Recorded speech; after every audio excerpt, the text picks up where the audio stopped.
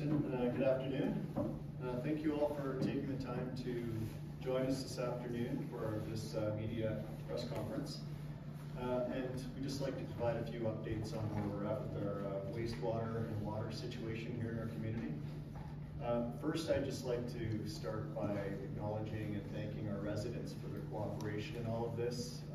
Without their cooperation, like I say, things would be harder, and all of the support we're receiving from residents has been overwhelmingly positive, and we very much appreciate that. I'd also like to extend my gratitude to the town of Cochrane employees who have been working and had a response to this since Saturday evening, since we learned of the incident, around the clock, 24/7, responding to this dynamic, complex situation in a professional manner, and I have not once questioned that we don't have the right people on the ground responding to the situation as it unfolds. And lastly, the media, thank you for helping us share our message, get out our updates in a timely manner to the community. It's important, and we understand the role that you're playing here, and it's an important one, and thank you for being here again today. We appreciate that emergencies such as this one have massive impacts and are far-reaching outside the site itself. And I'm thankful for the cooperation and support we're seeing from our neighboring municipalities, local businesses, and the provincial government as response efforts continue. And for all of the technical aspects, the two gentlemen that are following me are going to have all of those to update you. And I'd like to now pass it along to our Deputy Director of Emergency Management to provide more information on the background of and the timelines that are coming. Chief. Thank you very much, Mr. Mayor. Good afternoon. My name is Shawn Polley. I'm the Deputy Director of Emergency Management and Fire Chief for the town of Cochrane, and I have some prepared statements here. So around 6 p.m. on Saturday, October 21st, the town of Cochrane was advised that a contractor completing work on behalf of the town had impacted our wastewater and water pipelines as they were setting up for a drilling operation. As a result, both the water and wastewater lines were impacted, causing wastewater to discharge directly into the Bow River. This also occurred to the water pipeline, where it's also feeding the wastewater line. This has resulted in a significant loss of water from our water storage facilities. On October 21st at around 8:30, the town of Cochrane activated our Emergency Coordination Center. This really allows us to work directly with our partners and recognizes the heightened emergency response. Our partner agencies included the downstream communities of the city of Calgary, Rocky View County, and of course our partners at Alberta Environment and Alberta Health Services. Since that time, crews have been working around the clock to mitigate and contain the impact of this incident, working on both the water and wastewater lines to control the flow of water and also stem the wastewater that is was currently flowing. On October 22nd at 10:45 a.m., the town enacted a level 3 water restrictions, and this was to help mitigate the water loss. Residents and businesses were asked to significantly reduce their water usage until further notice. On this morning at 11:45, as we continue to experience concerns regarding our water reservoir levels, we took the added steps of restricting water to the area hotels and the vehicle dealership located directly northwest of the impacted site, as we work to complete repairs to the wastewater line and subsequent pressurized water line. This is a temporary measure, and we appreciate their cooperation during this time, as they are impacted as businesses. We have also reached out to some of our largest water users to request their support in reducing their water use as much as possible, and this includes the temporary closure of the Spray Lakes Sawmill Center. We are currently engaging with a major water hauling operation to help stabilize the water reservoirs and maintain their levels. So I do have some slides to share with you. We'll be able to provide those to our media contacts later at the end of this press conference, and just would like to draw your attention to the screens. So just to my left here, this is actually the first evening of our operations, and by approximately midnight, where we had overland pipe where we were collecting wastewater into a sump area, and that is basically a hole that was directly out front of where the We were collecting solids in the pond, which at that point we were also using hydrovac trucks. Upwards of 8 trucks were engaged at similar times. The goal was to reduce impacts to the Bow River and specifically solids.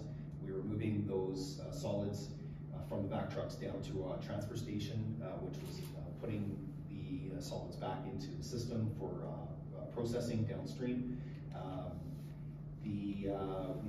This is actually a photo of water, the collection pond that we had dug, or the contractor had dug for us, and that's the drill casing setup that was there. You can see on the far right side, that's a hydrovac currently working in the location, but the transition from left to right is the water in the flow. Next is somewhat controlled, and then off to the right, the next where we have capture.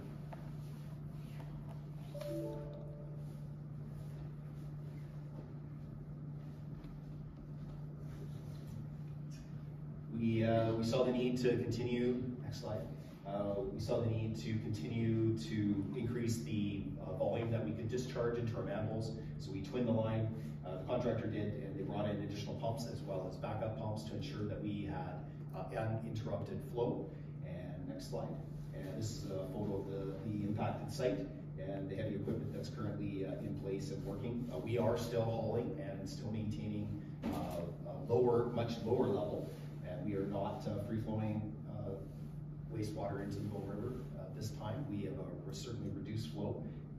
The weather is certainly assisting us in the cooler weather, and so at this point, that's all I wanted to share with you. So I'm going to turn it over to our CAO, Mr. Derricott. Thanks, Chief. Mike Derricott, I'm the Chief Administrative Officer. In addition to the comments made by Mayor Genung and Chief Polley, we want to reiterate that the Cochrane's drinking water remains safe to drink, and that the safety of Cochrane's drinking water remains our top priority. Additionally, we're actively collaborating with provincial and federal agencies to minimize the impact on the river and the surrounding environment, and that these joint efforts continue as we move forward. We're still asking for residents to avoid the area to allow crews the space to work safely. All pathways adjacent to the Bow River from Highway 22 Bridge to Griffin Industrial Point remain closed. This includes the Jim Uffelman Memorial Park, the paths directly adjacent to and below the Highway 22 Bridge, including Riverfront Park, and the pedestrian crossing on Highway 22 Bridge over the Bow River. As I said, we remain focused on ensuring the continued provision of safe drinking water and implementing all necessary measures to stop the loss of water. To support this, we've had to make some decisions in the best interest of the community. We have asked the Spray Lakes Sawmill Center to close their facility for the time being. This supports our need to reduce water use, as the facility is one of our largest water consumers. These steps are not enough to resolve the situation alone. Our water reservoirs, which we use to store safe potable drinking water that we provide to all of Cochrane, as well as maintain fire suppression capability, are at critical levels. To ensure that we maintain our ability to provide service, we're asking residents and businesses to work with us to reduce their water usage wherever possible. As Chief Polley mentioned, we are also working to bring in water from additional sources to stabilize the situation. I'm sure you can imagine this is a complex and quickly evolving situation, and we appreciate your cooperation as we continue to respond. We'll now take questions from the media. Probably just have all of us stand up here, and if you'd like to, I'll try to direct traffic, but if you have a question for a specific individual, if you could just identify them. I'm just wondering if you're able to say, give us any sense of how much of this wastewater is actually flowed into the Bow River, even a range, because I'm sure it's something that's hard to quantify. Yeah, at this point we're not prepared to identify that. The complexities there include the fact that there was both a sewer and water line break, and so the effluent that was flowing into the river was a mix of sewage as well as treated water, and we haven't yet been able to do, I think, calculations that would allow us to give an accurate number. I think it's fair to say that it's been a significant amount, but we're not prepared to give any specifics at this time. So there's two types of sewer lines. There's storm sewer and there's sanitary sewer. never the twain shall meet. This one, was it a town storm sewer line that was broken by the contractor, or was it a sanitary sewer? This is a sanitary sewer line. So it was human and other kinds of waste going right into the river. That's correct. And I wasn't quite sure what Shawn said earlier, whether he said is it completely stopped now? We are not currently seeing active flow into the river. Okay, so my last one is Department of Fisheries and Oceans. What's their involvement in this? Yeah, so both the federal and provincial environmental agencies have been apprised and are actively monitoring the situation. So DFO is here? I don't know that they're on site, but they are aware of the situation. Thank you. So is it just that sewage is no longer going into the river, or is all of the water that was coming out of the pipe, is that being blocked off, or can you just clarify that? Yeah, thank you. We're not actively flowing any effluent, treated or otherwise, into the river. Who's going to be on the hook for paying for all of this? Is a contractor working on behalf of the town? This is obviously a big operation, a big response. Who's going to be on the hook for paying for that? Appreciate the question. Right now, we're really focused on response and mitigation. There'll come a time to understand how we got to this situation and to answer some of those questions, but not prepared to comment on that at this time. You said that water levels are at a critical level. What happens if it runs out? What's the next contingency plan there? Thank you. Yes, no, certainly that's something we're monitoring very closely to ensure that we can continue to provide service up to and including the hauling of additional water to make sure we can maintain those levels. The first concern we have is maintaining fire suppression. A portion of the reservoir systems in any community go towards allowing us to have the capability to appropriately fight a fire should we need to. And so we obviously don't want to put ourselves in a situation where we don't have that capability. Where's the water being hauled from now, and what additional sources do you guys have to expand that? Yeah, thank you. So currently we're working to source water from a number of places. We're starting with the community of Harmony, which has the proximity as well as access to water that will be most effective at this stage. What was the window from like the first initial breakage till the actual like kind of controlling the situation? Like what was the amount of hours that was happened that the leak was possibly going to be cleared? So as Chief Polley, I may ask him to add to this if he feels so inclined. So Saturday evening around 6 o'clock is when the incident began, and it was not until earlier this morning that we reduced the flow to near zero. I don't know, Chief, if you have anything to add to that. Yes, that's certainly correct that we had a substantial capture. What we're certainly concerned about is not over-reporting or under-reporting what's currently flowing, so that's why we're certainly very clear on substantially controlled. So we have good capture, and that happened right around probably midnight, just after. Why was there a delay? Why the three and a half hour gap between 6 o'clock and the alert going out to the community? It went on about 9:30. Why was that? Yeah, certainly. Thank you. In any situation, it's important, while there's just a period of time, response, ensuring the right people have the information, activating the emergency coordination center, and then making the appropriate notification to the community. And so we're pretty comfortable that those timelines happened as efficiently, as appropriately as they could. It just takes a matter of time to understand the best response and to get the appropriate messaging out there. Right, and how successful was it getting the alert out? Here, some people got, some didn't. This is fairly new to the community, I take it. How would you rate the success of sending out that alert? Again, I may have Chief add to. We haven't had a chance to, I think, assess that in the big picture. Our understanding is that it was quite effective in terms of alerting the community. It will be a part of our debrief, which we always do in these types of situations, to learn as much as we possibly can about how we interacted with the incident and to improve it going forward. That's correct. On the weekend, Calgarians were asked to stay off the river. Is there any risk for Calgarians at this time? Should Calgarians still stay off the river or do anything? Thank you. Certainly, I think it may be best to ask Calgary specifically that, and we will be able to provide some media contacts for our partner agencies as well. We're actively asking residents to avoid this situation, the riverfront, in part because of the potential contamination. Obviously, that looks a little bit different as you get downriver, but I think Calgary, City of Calgary would be best to comment on that. Do you have any possible timeline on how long this might take to fix and how long it will be until residents can use some of those river pathways? Yeah, thank you. So maybe I'll start at the back end of that. No, we don't have a visibility yet on what site remediation might look like in terms of opening that back up to our residents to enjoy. In terms of the repair, typically our crews are very effective once they can isolate and access the break, stop the flow of water. Repair can typically be done quite quickly. We do think we are going to be in a state of water conservation, measuring at least into the days. It does take some time to recharge those stores once they've been depleted. So likely at least a few days that we'll be asking people to conserve water. So with the discharge having been mostly stopped, is there still a risk to water quality here in Cochrane and in downstream communities?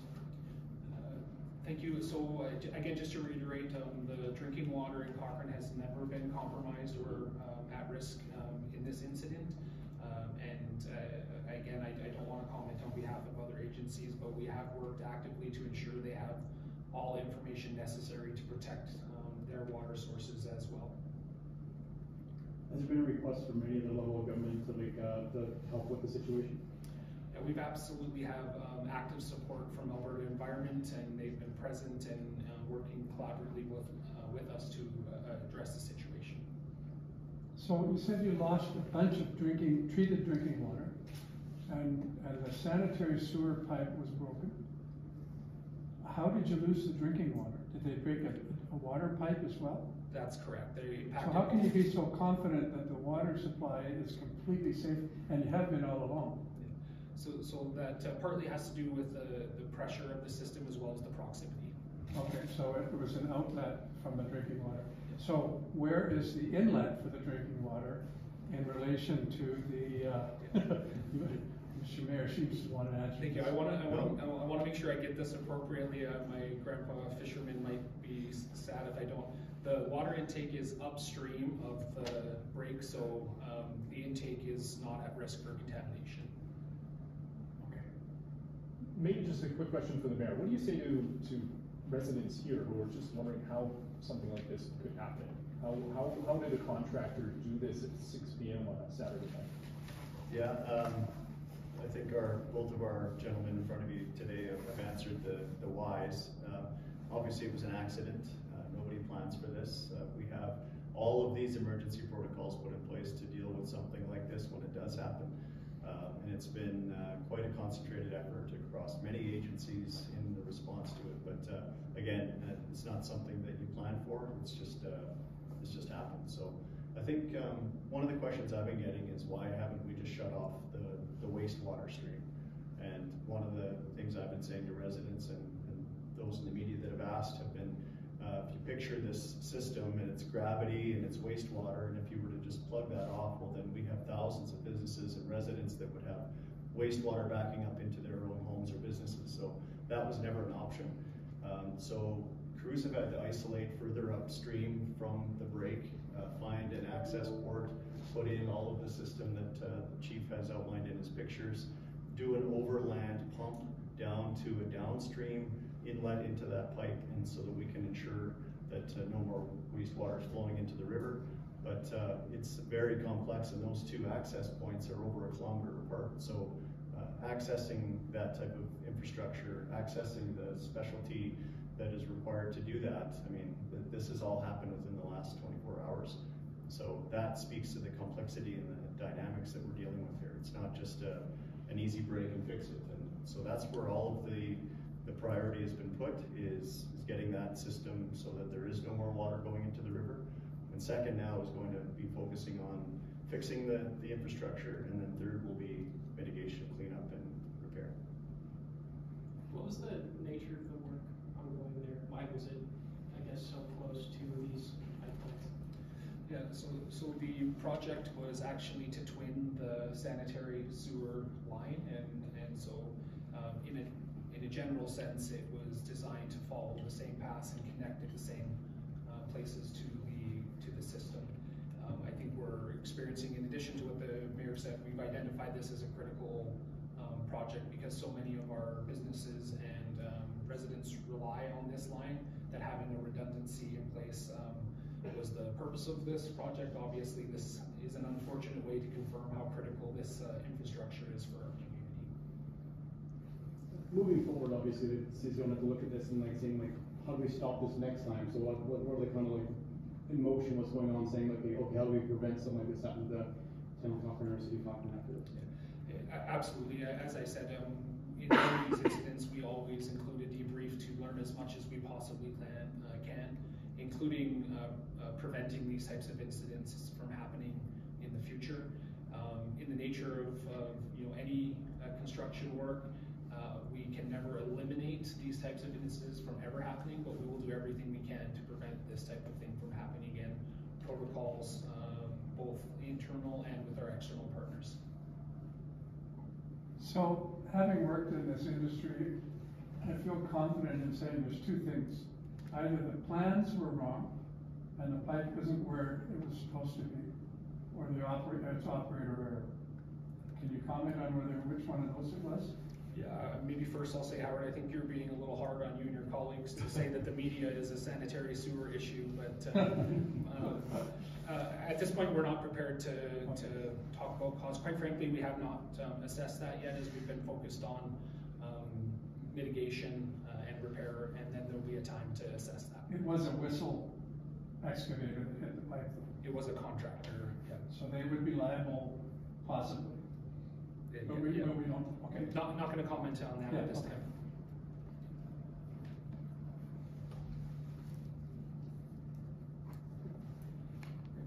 That exhausts the questions. Thank you all again for your attendance. We appreciate, as the mayor said, your support and getting this important messaging out. Thanks very much.